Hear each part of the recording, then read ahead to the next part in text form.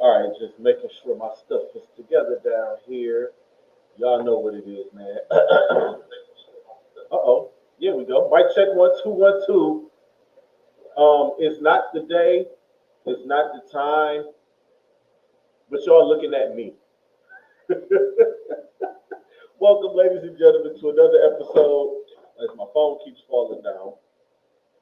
Welcome, ladies and gentlemen, to another episode of Club Pizzle, the best pie in the land. Y'all know what it is. Um, you know what? I'll deal with that at another time, and I'll deal with that later. I'm used to doing this.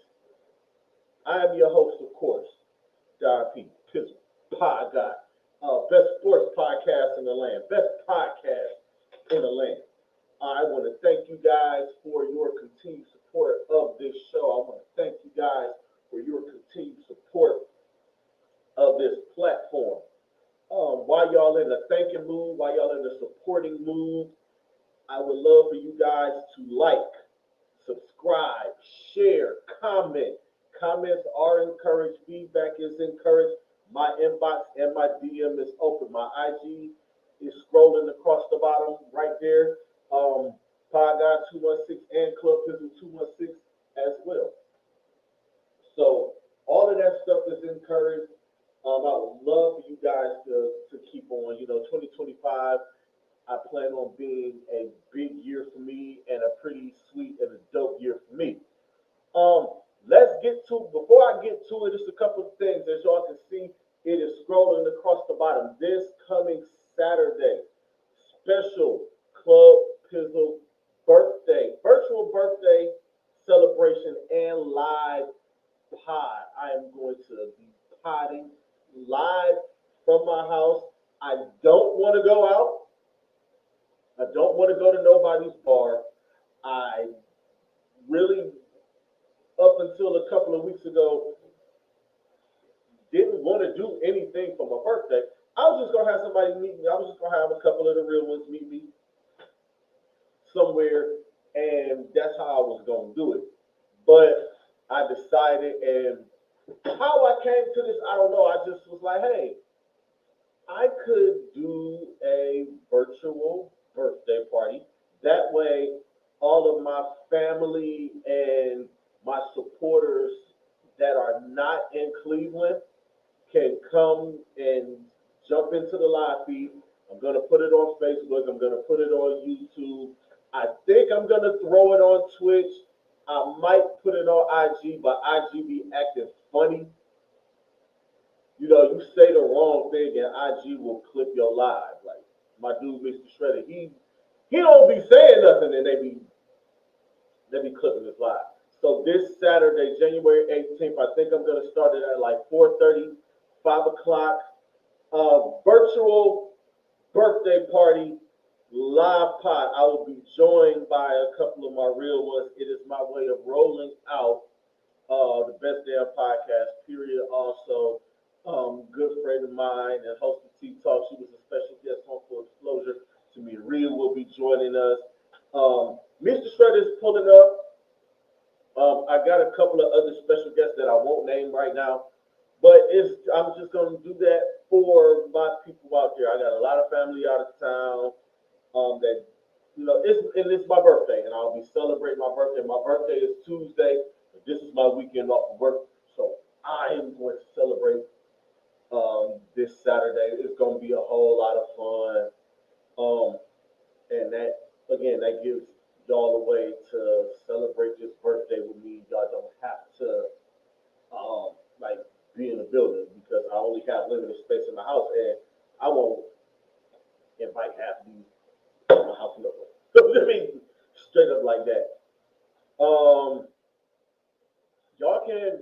y'all are welcome to donate for my birthday or send me something for my birthday. I will have that information scrolling across the bottom of the screen. Like I said, I'm going to be live potting from right here. I'm trying to turn my man cave into some sort of what the hell is this pressure under my feet? Look at me, I don't look at it. I need a little bit. Anyway, I'm turning my man cave into like a set. That's part of what I'm doing. Like I've been doing that all week.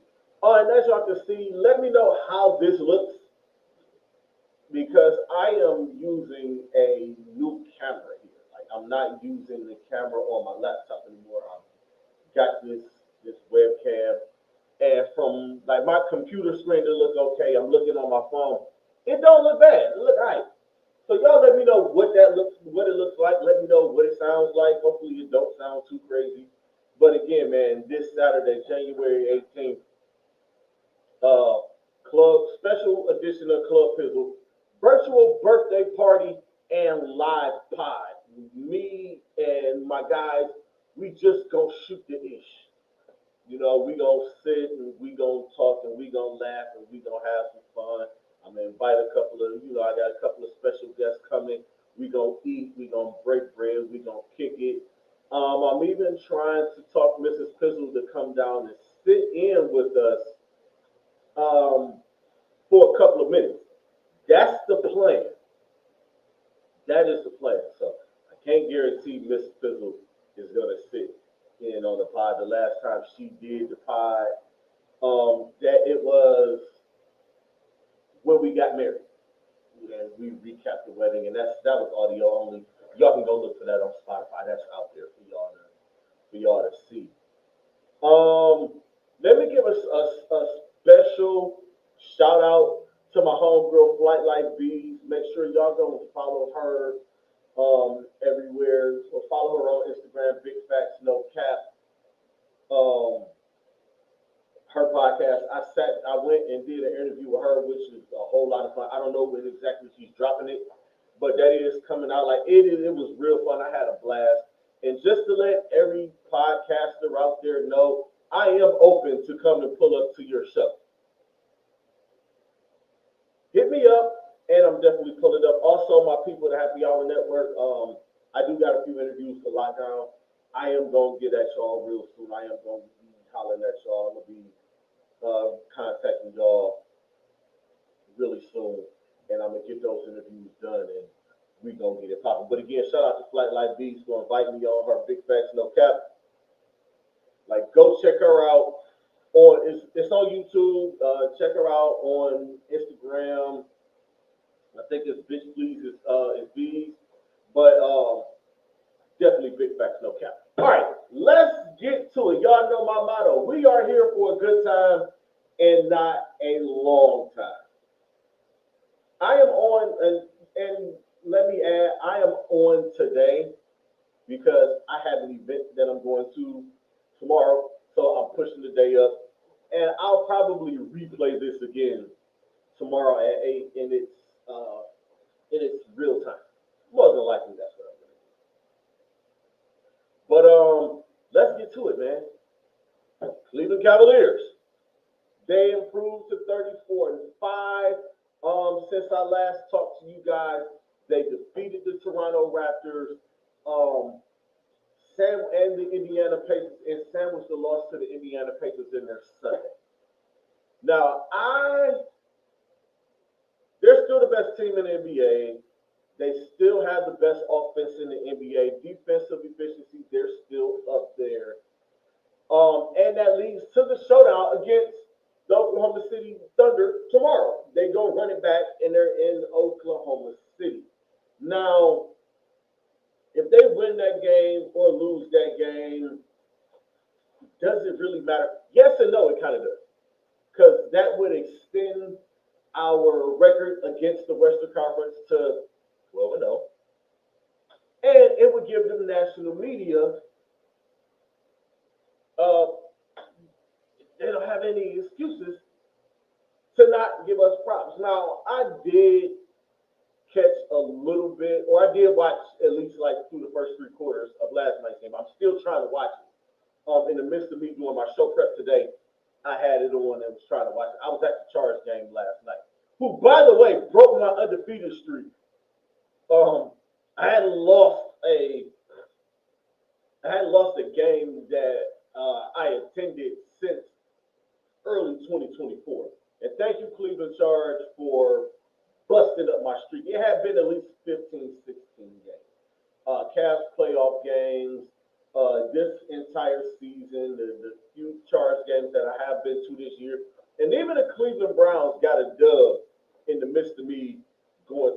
didn't hit any Guardians games last year, but I do want to hit some this year. Hopefully they have that. They're like $49 a month for standing room tickets only. I might just do that for a month and just roll like that. But back to the Cleveland Cavaliers. I did get an opportunity to watch through the third quarter. And I'll say this about the Indiana Pacers. That's a tough team, but it's also a division opponent. I expect the division opponent to play you tougher than any other team outside of the upper echelon team, outside of Boston, outside of New York, outside of Denver, who we beat the hell out of, outside of Oklahoma City, who did play us tough last week. Dallas, we kind of beat up on them. But those division opponents, I mean, in Atlanta, beat us twice and gave us six. Whatever, we'll see them again. We should beat them next time. But these divisional opponents are going to be tough. I'm talking Indiana, I'm talking Chicago, I'm talking Detroit, and I'm talking Milwaukee. Because you are going to see those teams 4 times a year. And in most sports, you kind of build your team to get with your division.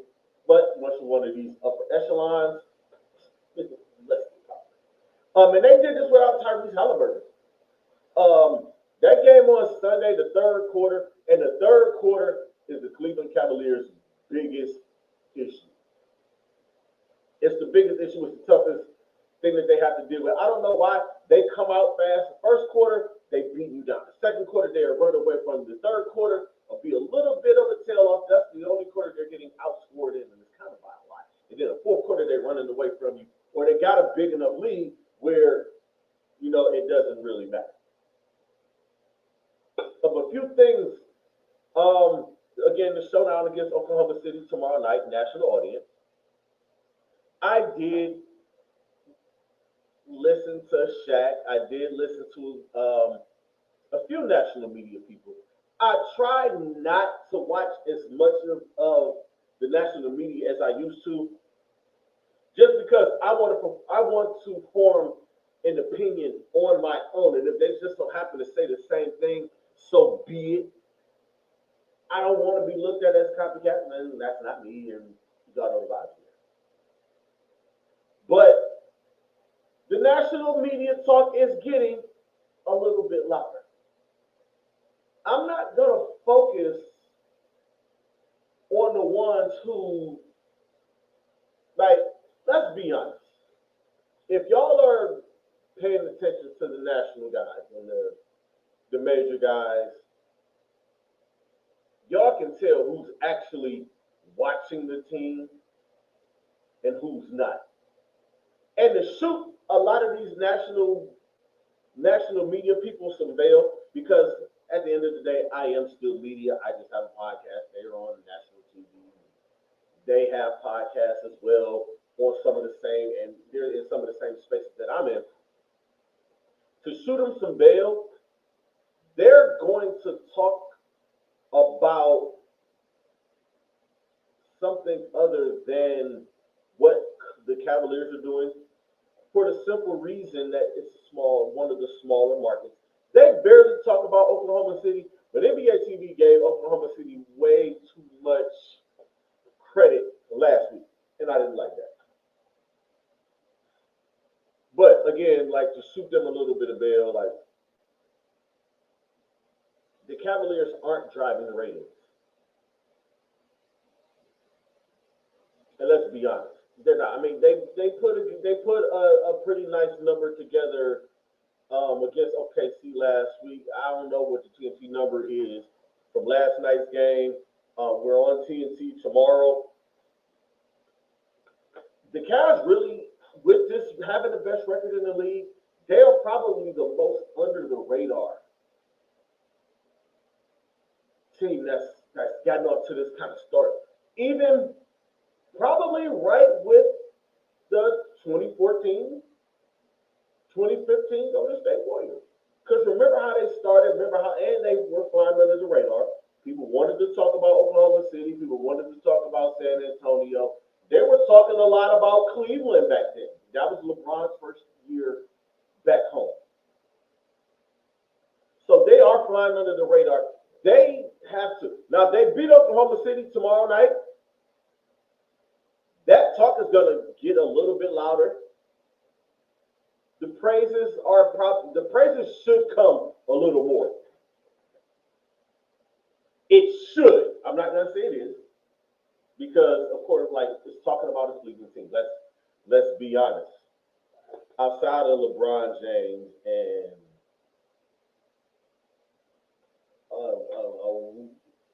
one year, the pandemic year, like Cleveland sports talk nationally, they're not going to talk about it. So let's just get that out the way, and let's not really worry about that. Focus on the ones, me, that are talking about. Focus on In the Post, who is another local podcast. You can catch them on Instagram. Check out In the Post. Shout out to In the Post. You can check out the Ultimate Cleveland Sports Show. Shout out to Pearl. Check out Rizzo. Check out. I think Kenny Rhoda and Michael Ryguy have a podcast. If I'm not mistaken, somebody, I believe they do. They either do or they did. Either way, go check them out. Focus on them. Focus on what we here in Cleveland are talking about. Don't worry about the national media. The Cleveland Cavaliers win an NBA championship, they will come. Begrudgingly, but they will come. Don't even worry about them. Let them continue to doubt us. They have to prove it. What do a lot of my Cleveland people always say? We want to earn it, right? So let's earn it. Let's earn the. Oh, that does look good. I'm looking at me on my phone. That does look pretty good. Go Pizzle. Go Pizzle. It's not my birthday yet.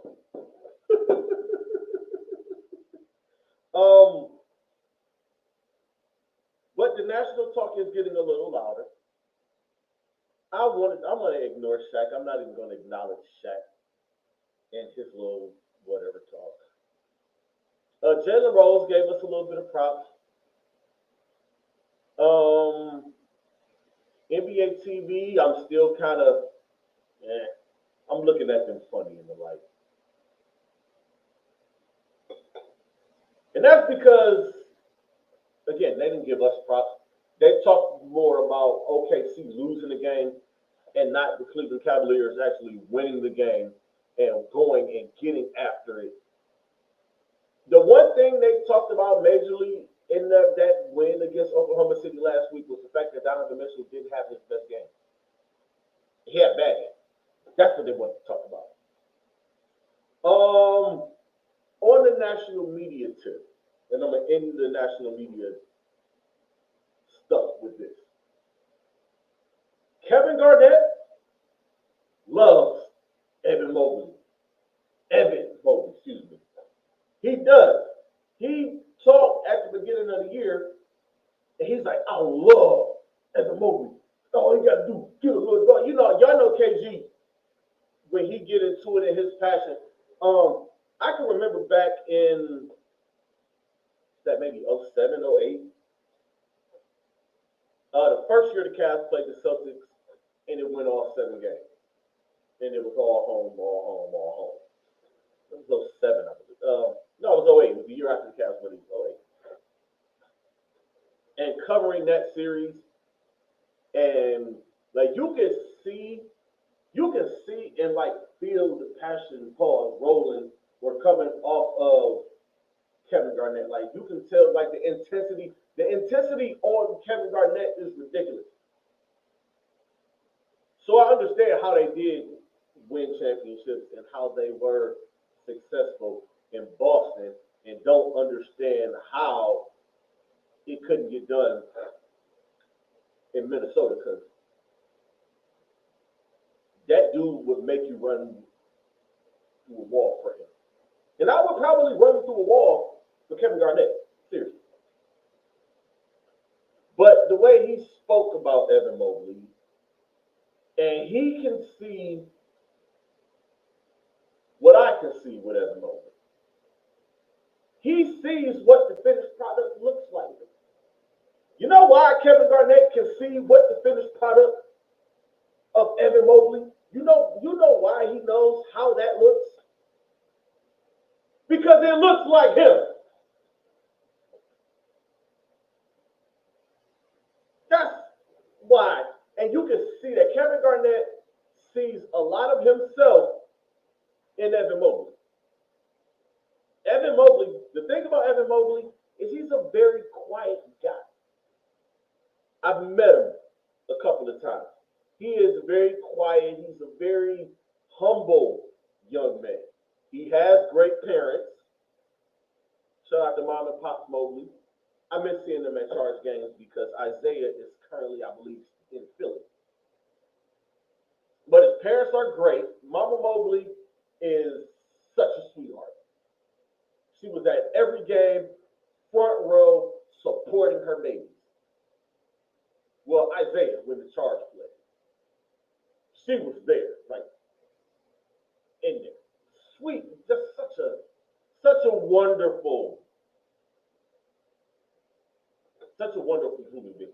So I see how Evan and Isaiah as well, they are both great guys, nice people. And I just read, and shout out to Branson Wright, I just read Branson Wright's article and he was saying like Mobley, like Rubik's Cube solver, does music in his spare time, stuff like that. And I can see that from Evan. He's a quiet guy. Everybody wants him to be something else. But he's not, like, he's gonna be what he is. He's gonna be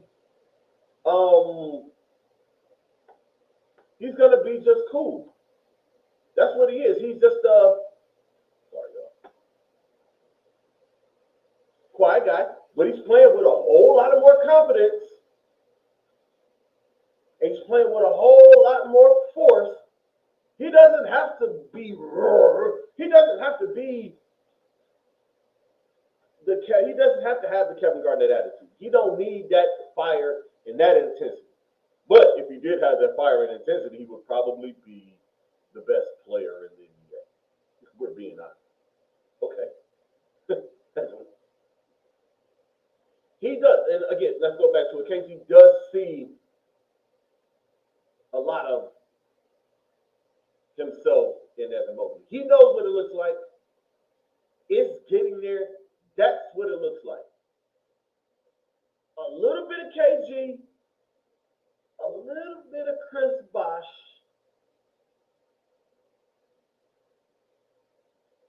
sprinkle a little bit of Anthony Davis in there. That's the finished product of Evan Mobley. I've been trying to not say that for a minute. I've been holding on and I've been holding that back because I want y'all to see something, or I want y'all to see it and gather that. But me, I'm gonna help you guys out. I'm gonna make sure y'all see it. But I saw it in college. When I first saw him in college, I said, that's a right-handed Chris Bosh. Seeing him live, I say that is KG, Chris Bosh with a little bit of Anthony Davis. It's what the finished one is gonna look like. Because I went back and I looked at young KG. I went back and I looked at early Toronto Chris Bosh, Chris Bosh. And I looked at AD and I watched AD because of body type. Everybody wants him to gain weight. I don't think he should put on no more than another 10 pounds. 10 more pounds and he's fine, y'all. Okay? That's all he needs. He don't need to get any bigger. And let's not forget, 23 years old. Anthony Davis didn't start really bulking up and getting to the playing weight that he is now until he was about 26, 27. So Evan has a couple of more years, but you can see the weight gain. You can see he's a little more aggressive. You can see he's playing with a little more confidence, which brings me to the next thing I want to talk about. I I think it hit me when I was driving home from the OKC game. It took me back to when I was a young lad in this radio game. It takes me back to when I was a producer and running the board for Kendall Lewis when he returned to Cleveland at internet radio stations that will not be named. Shout out to all my friends that I made over there. Shout out to Rick. Shout out to Tony. Shout out to J Rock. Shout out to Anthony and Matthew Patron. Shout out to it's a lot of y'all that's over there. I'm just those are the names over there. And I do want to have a reunion with my guys, and that's something I'm thinking about. But I'm running Kendall's board one day, and he's having an interview and a conversation with one Brad Sellers. How I'm remembering this, don't ask me. But Brad Sellers was saying something along the lines of him. And remember, Brad Sellers was a 7-footer who did have guard skills. Those who know, know. And he said, and I think they were talking about Kevin Garnett because this was around that time where the Cavs were making their playoff run and going against the Boston Celtics. He was saying he could do all the things that Kevin Garnett could do. His coach just didn't want him to do that. Guess who the coach was, y'all? I want y'all to guess who the coach was. 5, 4, 3, 2. Okay, the coach was Bernie Bears.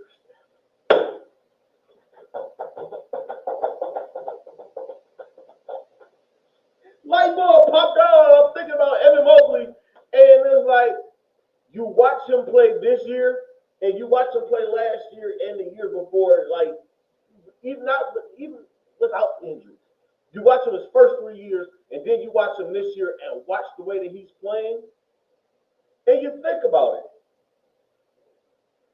He didn't just start doing it. He didn't just learn how to do this. He's been able to do this. I watched this brother for 2 years play with the Cleveland Charge. He did it.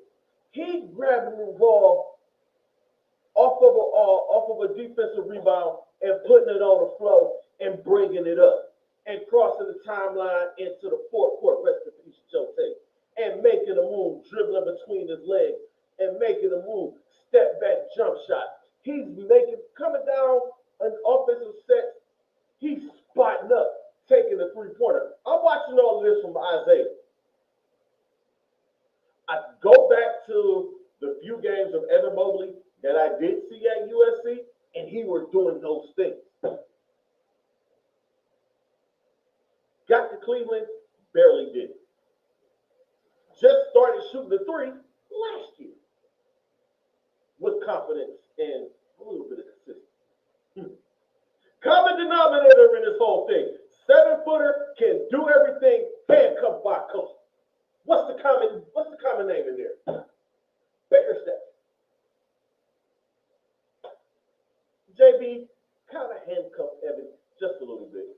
And Kenny Atkinson taking that job is probably the best thing that ever happened to Evan Mobley. I just wanted to throw that out there, and it's the funniest thing, man. These light bulb moments that I get, y'all don't understand, man. And I'm telling, like, I can't wait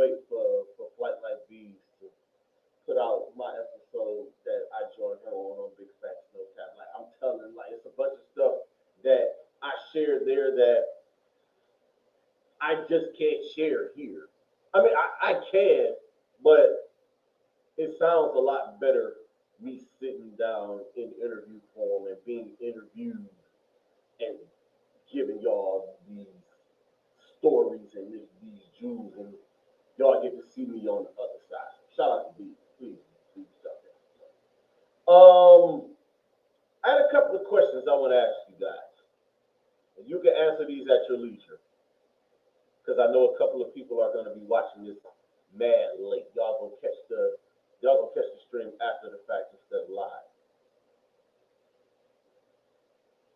I got two questions, really just two questions. Do the Cavs have 4 All-Stars? For me, the answer is yes. Donovan Mitchell is going to make the All-Star team as a starter. As of the last vote count that I saw, he's going. Darius Garland is shooting 40, 50, 90. He should. He's won Eastern Conference Player of the Week or Player of the Month like twice. So how can he not be an All-Star? Evan Mobley having a career year, damn near 20 and 10, 19 and 10, 19 and 9. Somebody, it's damn near 2010. Defensive Player of the Month. He might be the lead candidate for Defensive Player of the Year. And I haven't seen enough of everybody else. I know Wemby is doing his thing. That's currently what's on my TV right now. Spurs Grizz. I'm not watching the Knicks in the Sixers. I'm watching two teams that I'm going to watch live when they come to Cleveland. Look at Wemby. He blocks everything. It's nuts. But Evan Mobley might be, he's up there for Defensive Player of the Year. He could get it. I believe they're going to give it to Wemby play. If I had a vote, which I don't, I'll go with Evan Mobley. And Jared Allen, again, averaging a double-double, playing at an all-star level. He's playing like one of the best big men, not only in the Eastern Conference, but in the NBA. Now, Joker, I'm not even putting Embiid in this as great as Embiid is. He just doesn't have it this year. The injuries, the laziness, all that crap, like he just don't have it. It's to the point where Paul George is playing center in Philly. And PG is like, this is not what I signed up for. I came here to play small forward, not center. He's like, I can't do it. I'm getting bored. It's like, look, PG, first of all, you can't stay healthy playing small forward, big dog. Hide him at center. Let him play center. This is crazy. Domas is balling. What up, Jumpman? Domantas Sabonis is balling. He's one of my favorite guys to watch in this league. Like between him, like Greek is LeBron is number one. Greek, I love watching Greek. SGA, especially after seeing SGA play 2 years in a row. He looks better this year than what I saw last year. Domas is balling. Alfred Sengun is tough. I don't know how much Houston Rockets y'all watch, but I've seen Alfred Sengun get busy. He got busy on the Cavs last year. I saw him last year. We have him coming up twice in the next couple of weeks. Other centers. Yusuf Nurkic can play his way out of this spot.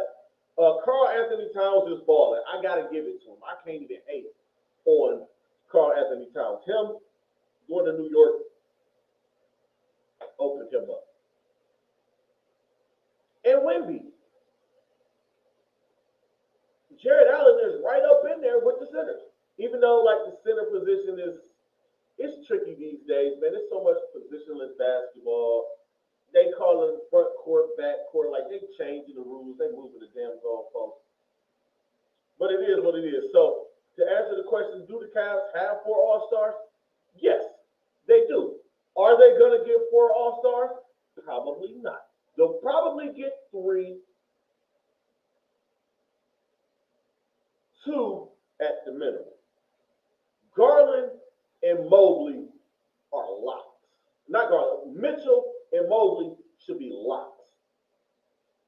I'm looking at the guard play in the Eastern Conference, and the only other names outside of Donovan Mitchell, Jalen Brunson, Darius Garland is the one that's killing. Halliburton is not having a good year. Tyrese Maxey has been in and out of the lineup with injuries. LaMelo Ball, he's only going to get in because he's the leading vote getter. The Hornets suck. They play a fun brand of basketball. They're just not a good team. I'm just thinking about all of the guards in the East. They're going to try to make Derek White an all-star. They are. Drew Holiday is all-star caliber. Dame isn't having the greatest year. Come on, man. It's easy. It's too easy for the best team in the league, record-wise.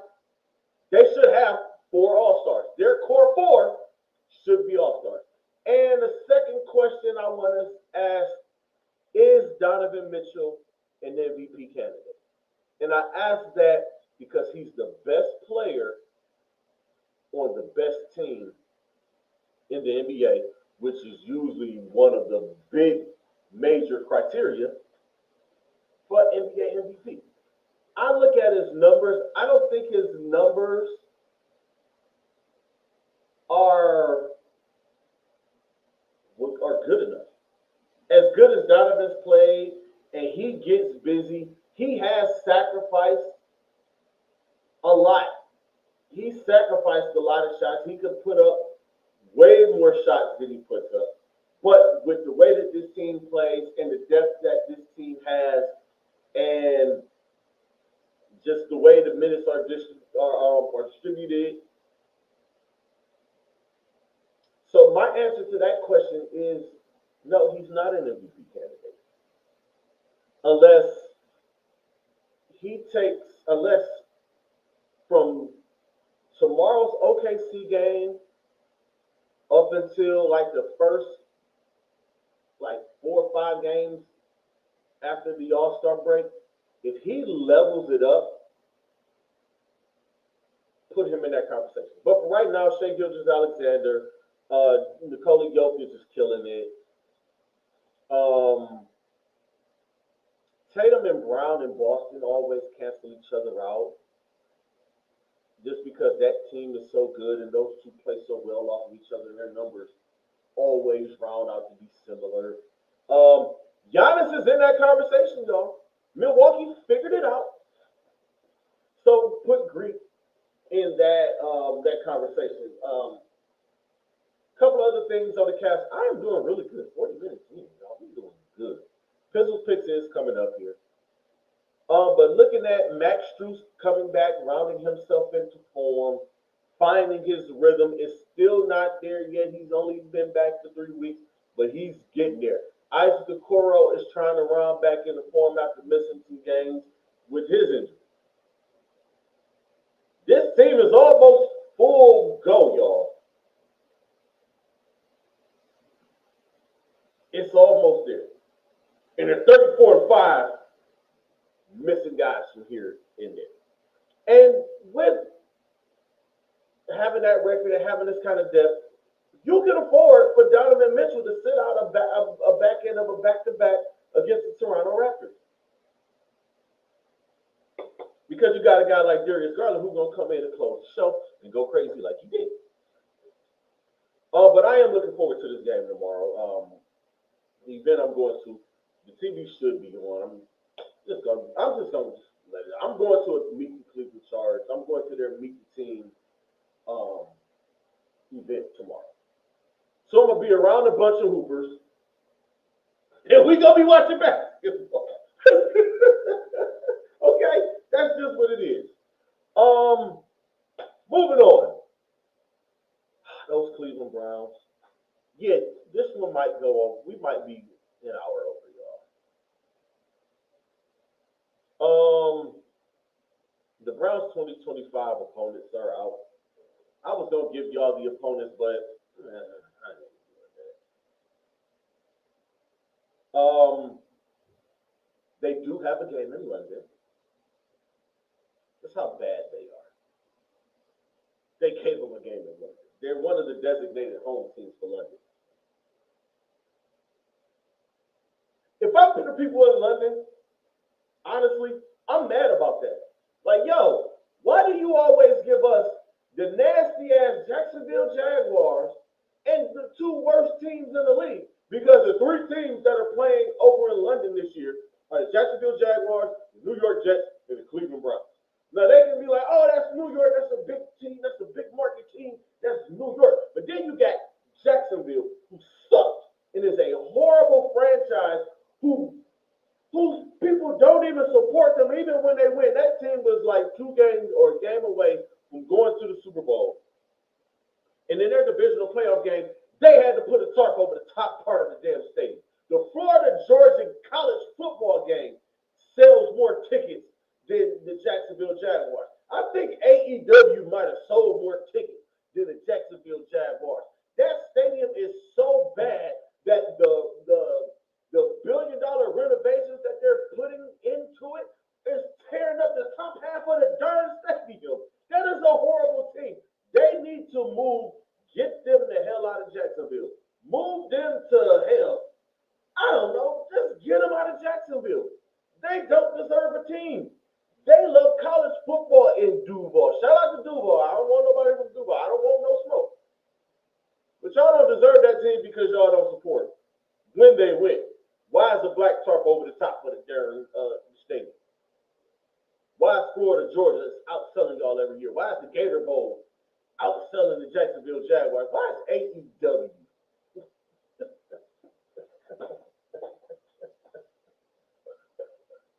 Why is AEW selling more tickets than the Jacksonville Jaguars? It is nasty. That is disgusting.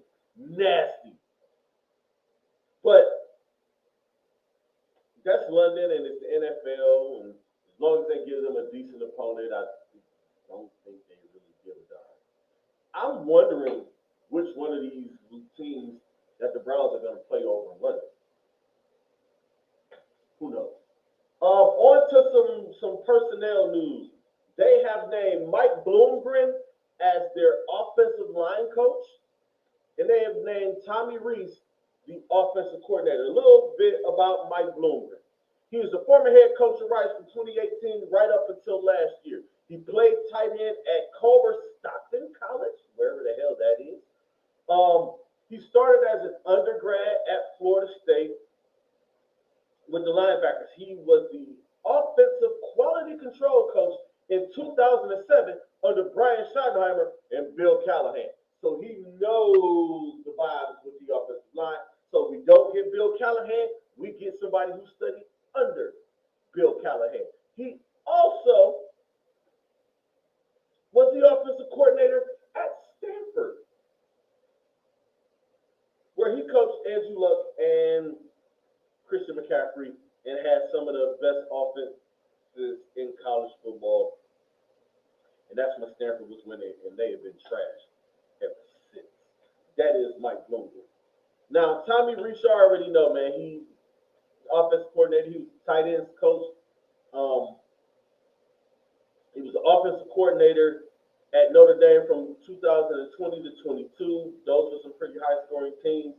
He was a quarterback coach before that at Notre Dame from 2017 to 2019.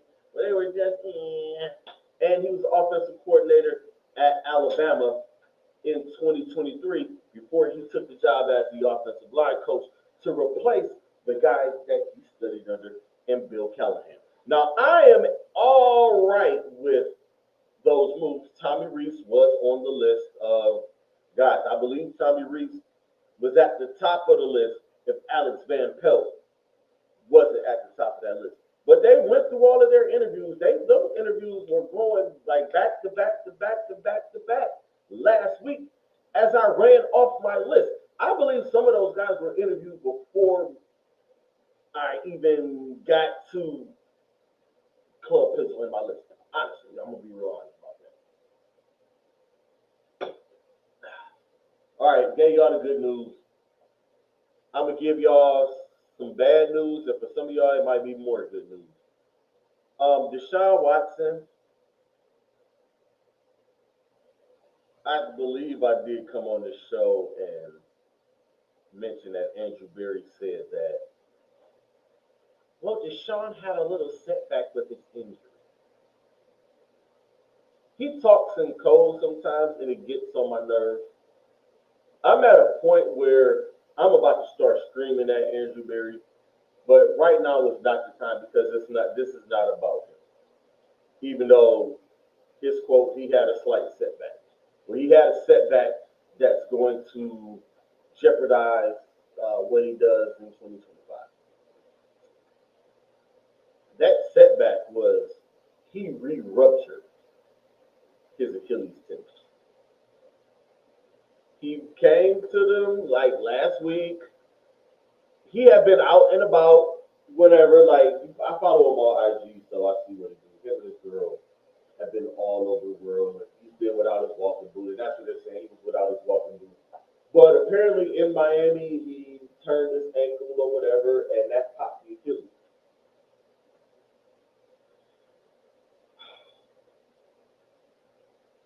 I'm doing my best to be calm just because we are still in the fiscal football season. But this dude, it's over. First things first, I wasn't expecting him to play in 2025. Anyway, wasn't expecting. Didn't think I'd see him. Hey, I might do the show standing up one of these days. I wasn't expecting to see him play in 2025. That's why I'm looking so deep at these quarterbacks. That's why I screamed Cam Ward when he went down. That's why I'm thinking, maybe we could get Shador.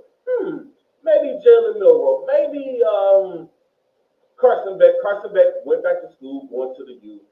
Shout out to Carson Beck and go Canes.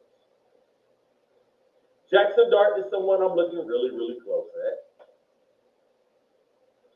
Yeah, I'm looking even within the NFL. I brought up Justin Fields. I brought up let me see I think I swear to Marvin.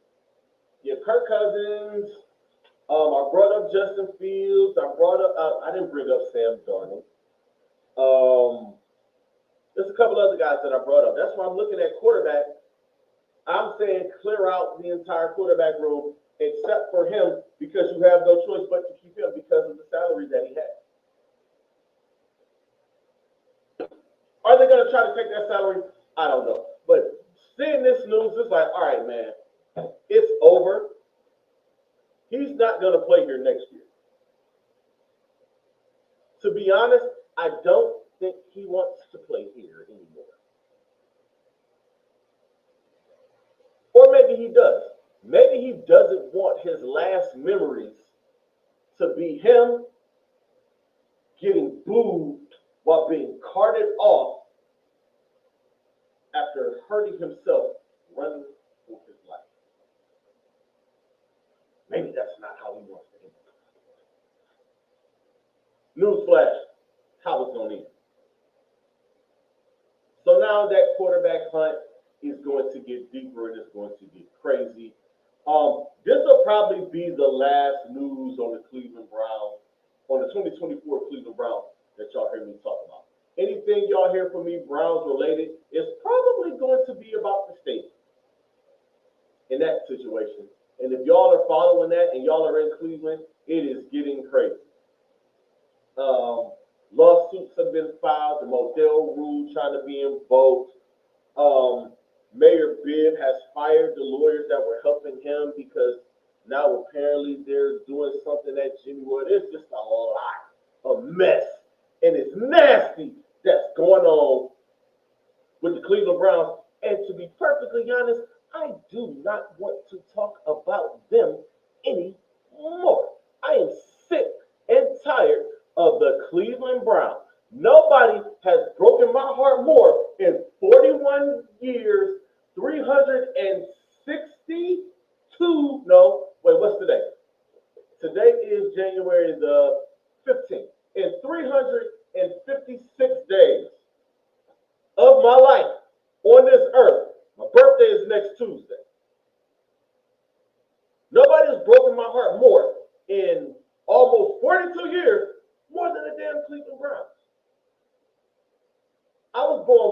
happened. I cried after the fumble.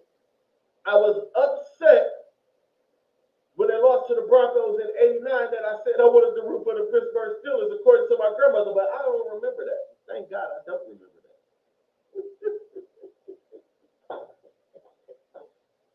I suffered through Bud Carson, 3-13.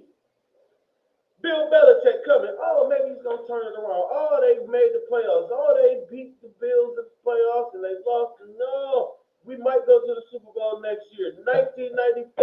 Fast forward to 1995. Art Modell wants a stadium and he wants out of here. Now let me throw this out to y'all. This is for Brown fans, and this is for Mayor Vince specifically. The last time, just think about the last time a Cleveland Browns owner wanted a stadium and the city and the mayor didn't want to give it to him. He ended up in Baltimore and they got 2 Super Bowls. Say that. Moving right along. All right, y'all, let's get to Pizzle's picks. This is another playoff edition of Pizzle's picks. I'm going to start with the national championship game, college football playoff. Presented by AT&T, this game is going to take place at Mercedes-Benz Stadium in Atlanta on Monday. The number 8 seed Ohio State takes on the number 7 seed Notre Dame. I'm going to pick the Ohio State Buckeyes to win this game. It's a new year, new me. Buckeye Nation.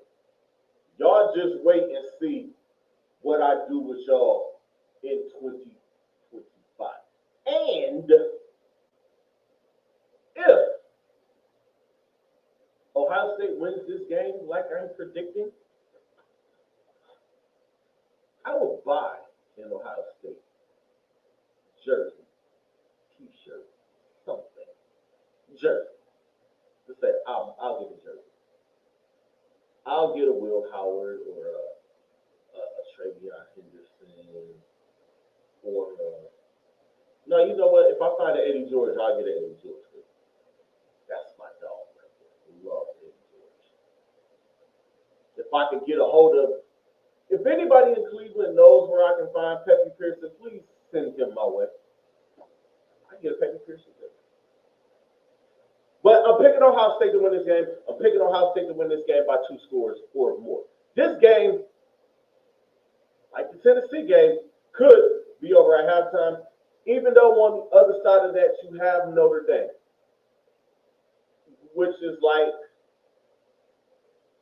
college football royalty gold standard, the Gifford, New Rockne, Rudy, all of that. The Golden Dome, Touchdown Jesus, historical, and also the first black head coach to compete or to coach a national championship game. But my dislike for Notre Dame, as a Hurricanes fan, Catholics versus Comics, never forget. We pay. But it'd be a good moment. I'd be happy for Marcus Freeman. The storyline is there to beat his alma mater, to become the first black head coach to win a championship. And Ohio State fans, shut up. Ryan Day has saved his job. He will be there. He made the championship game. He's bought himself another 2 seasons. So Ohio State not only will be the team to win the first 14 playoff, they could be the team to win the first 12-team playoff. Shout out to the Midwest for having 2 teams in Atlanta right now. Man. You got Indiana, you got Ohio. That's fine, though. I'll give it to them. Ohio State wins this game. Makes the $20 million roster well worth it. And I heard Kurt Hershey, man, trying to mansplain. He was like, oh, they just got a $20 million roster. Yes, it is. The way he talked about they distributed the money, it's $20 million no matter which way you slice it. He's like, yeah, they spent $20 million on the roster. That $20 million got you a starting quarterback in Will Howard. It got you down. It kept all of it kept what? 4, 5, 6 guys who could be playing in the NFL right now. Henderson, the wide receiver, Sawyer is a pro. That's an NFL dude right there. I know an NFL dude when I see one. And he's it. And a couple of other guys on that defense. That defense got about 6 guys that are going to be playing on Sunday. And Jeremiah Smith is a man. Whew. That boy get busy. So it was $20 million well spent. Herbie, you don't have to mansplain anything. Kurt Herbstreit has been having a tough time lately. Like the people on the internet was tearing him up. Anyway, let's get to this NFL divisional round. Starting on Saturday at 4:30 on ESPN ABC, we got the Houston Texans traveling to take on the Kansas City Chiefs. Y'all know the vibes. Y'all know what month this is. And y'all know that man. Y'all know that man. Patrick LeVon Mahomes the second. I'm picking Kansas City. Why in the hell would I not pick the Kansas City Chiefs at this time of year? Since Pat Mahomes took over, he's lost twice in this. That man got 3 Super Bowls. What is this? Like 3 Super Bowls in 5 years, 6 years?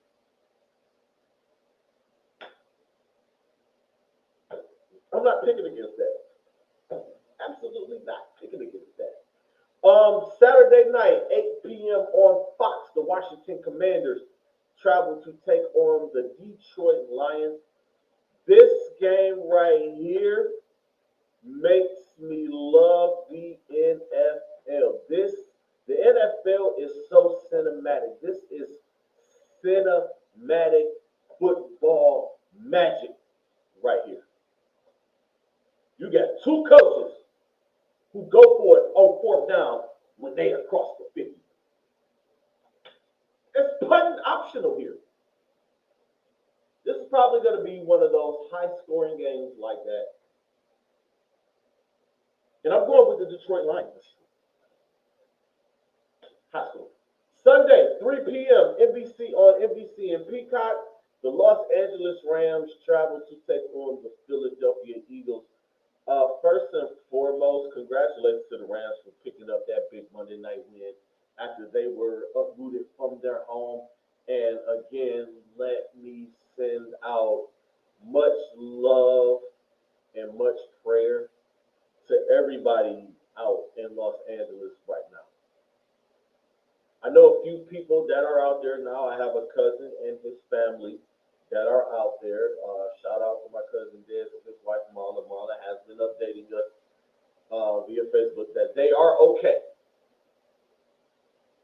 A couple of other people, but there are a lot of people that aren't okay out there. So just know our hearts are with you all out in Los Angeles. Now, as far as the LA Rams, the bus stops here. As well coached and as good as the Los Angeles Rams looked last week, the Philadelphia Eagles, their defense is nasty. Offensively, Saquon Barkley, this is his time of year. He can go crazy. Give me Philly in this one. And finally, 6:30 on CBS and Paramount, the game of the week, and it's probably going to be, this might be the best game of the whole entire playoff. The Baltimore Ravens take on the Buffalo Bills. I'm going with Buffalo in the Josh Allen versus Lamar Jackson thing. Baltimore had a great season. They had a great back half of the season, and they balled out, and Lamar Jackson played his tail off, and Derrick Henry is running like the runaway locomotive that he is. But I think Buffalo gets this game. And one more. I can't believe I'm doing this. This is crazy. So, check this out. If the Baltimore Ravens beat the Buffalo Bills and somehow and they play the Kansas City Chiefs in the AFC Championship game and win that one and go to the Super Bowl, not only will I pick them to win the Super Bowl, I will buy a Lamar Jackson Ravens jersey and rock that joint on here, on live. I'm thinking about doing a live Super Bowl show. Might call the guys and see what the guys want to do. But yeah, they get past Buffalo. They win the AFC over the Kansas City Chiefs. I'll pick them to win the Super Bowl, and I'll buy a Lamar Jackson jersey. So to recap, I got Kansas City over Houston, I got Detroit over Washington, I got Philadelphia over LA, and I got Buffalo over Baltimore. I know at least one road team is going to win. I can feel it. I really feel it. Why am I doing this to myself? Thank you, Doug. Please appreciate it, sir. Make sure you pop in on the live on Saturday. I'm gonna let you know all that information. But with that said, y'all, we gonna get out of here. Again, make sure y'all tune in this Saturday afternoon. I believe I'm gonna start it at 4:30-ish. It all depends on what time I can get my guys here so I can get the stream started. The Club Pizzle virtual birthday party. It's BYOF, it's BYOB, it's BYOW, it's BYOE for the most part, because y'all gonna be at home, and I'm gonna be at home. And just hit into the feed, man. Again, this Saturday, 4:30, it's me rolling out the Best Damn Podcast, period. I got my girl, Tamia Reed from T-Talk. She's going to pull up with us. She's going to pull up and she's going to talk to us. I have a couple of other guests. I'm working on trying to get my wife to sit in with us for a second. My guy, Mr. Shredder, say he's pulling up. Got a couple people pulling up. But for the most part, man, we're going to go on for 2 hours. We're going to talk a little trash. And then I might take the party over to Twitch so I can play some music and we can all get it popping like that. So thank y'all again for y'all support, man. Make sure y'all like and share and subscribe, YouTube, Spotify, all of that stuff, man. Y'all know what it is. Always protect the people, protect the energy. The message is more important than the messenger. And creators, be great. Stay positive, because negative energy is trash. Until next Thursday, I'll be back at regular time next Thursday. Peace out, y'all.